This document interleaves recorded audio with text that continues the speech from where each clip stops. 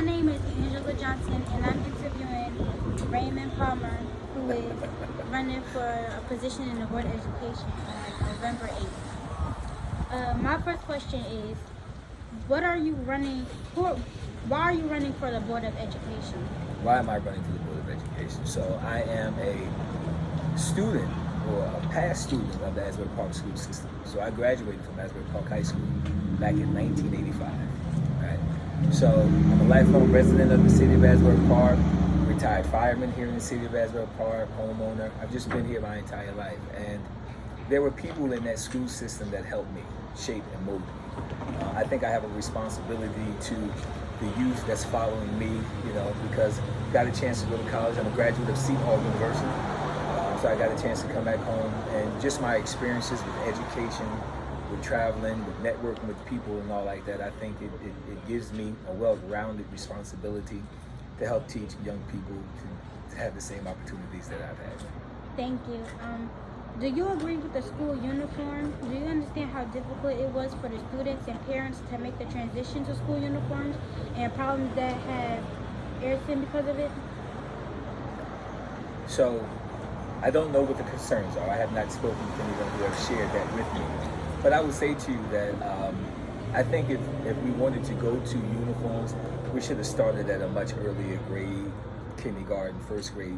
Those of them that are just getting into the school system, and then as they grow, then everybody that's following them would have the opportunity to participate in that. I mean, it's people that's in high school who's always worn their own clothing, they have their own style of things. I think it was a lot more difficult for them to be put into that situation. But yes, if the answer is uniforms, we should have started at a much earlier grade.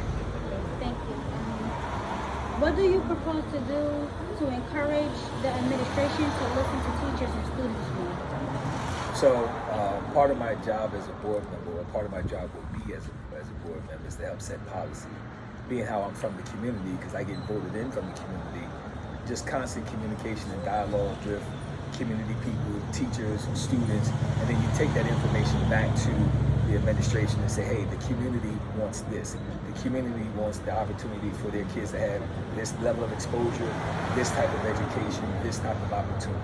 So my job is pretty much really as a liaison between the administration and the community. Okay, thank you. How come we aren't offered extracurricular activities? What will you do to improve that if you are selected? So extracurricular activities, again, I think that's something that we should sit and talk with young people about, the type of activities you would like to get involved with. Again, as an adult, there's some suggestions that we may have, some directions, some opportunities that I will say or share that, hey, the future in the country is moving in this direction. Let's probably take a look at, doing some things along this line that will put you in line with what's going on in the future. But extracurricular activity is vitally important. One of the things I'd like to do is keep our schools open later in the day. Yeah, meaning like 8, 9 o'clock at night, where there can be extracurricular activities. Now, this is outside of school. We also have to put things in your school curriculum as well. But I think we should do things to keep you guys occupied, keep you guys focused on different things, have opportunities and exposure. That's what those schools are for, and I think we should utilize them to its fullest. Yes, thank you. What will you do to encourage renovations at the Asbury Park school system? Are you aware of the need for fertility upgrades? What are your plans to get it done? So, we have to first have an assessment of what's going on in the schools or what's the school is needed. Funding is always a concern in reference to things of that nature. But we have to first identify the situation and then figure out how to fix it.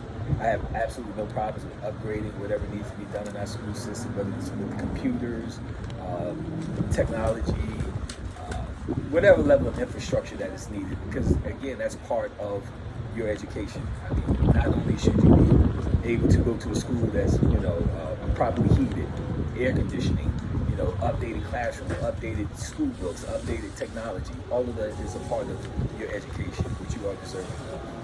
Yes, thank you. That's all for today. Thank you for speaking with me. But thank you for having me.